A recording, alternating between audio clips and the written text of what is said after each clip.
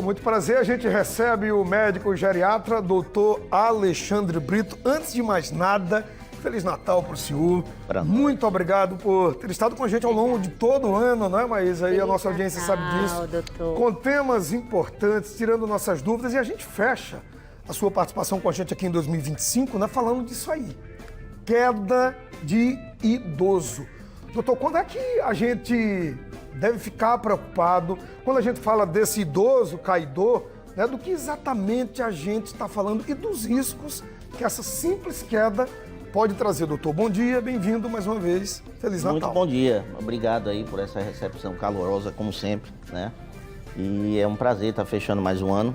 Nas minhas contas, são 6 anos que a gente está junto, né?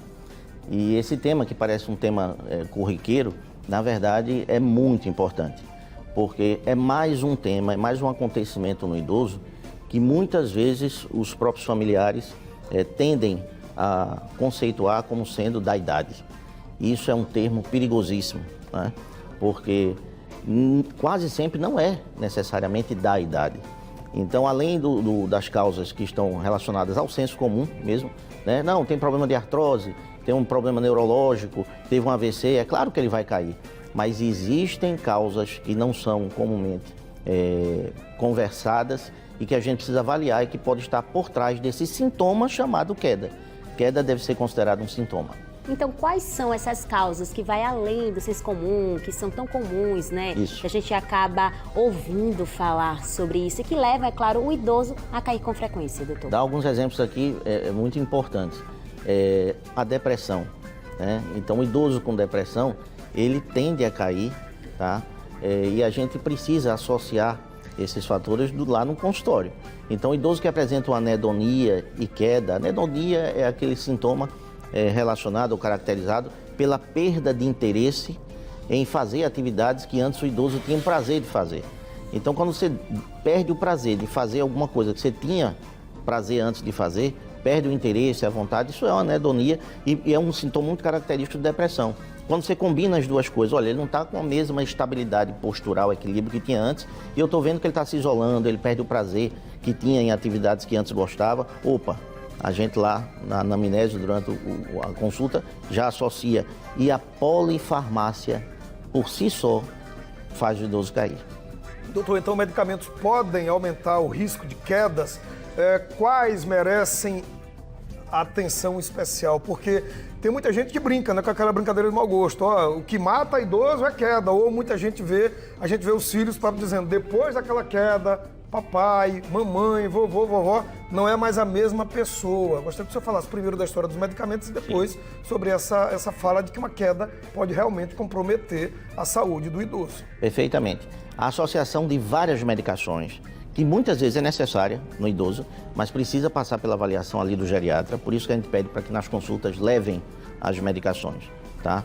Para que a gente converse e aborde, tá, efeitos colaterais, efeitos adversos. Então, muitas medicações, como a classe terapêutica para dor, por exemplo, para melhorar a qualidade do sono, para tratar a depressão, para tratar a demência, medicamentos psicotrópicos e a associação com várias outras medicações, só a associação já contribui para que o idoso caia. E essas medicações podem provocar a famosa hipotensão postural. O idoso, quando muda de posição, que se levanta e se for uma tentativa rápida, por exemplo, para ir no banheiro, a pressão pode cair, tá? E aí ele pode levar uma queda, pode ter uma tontura de repente, uma vertigem.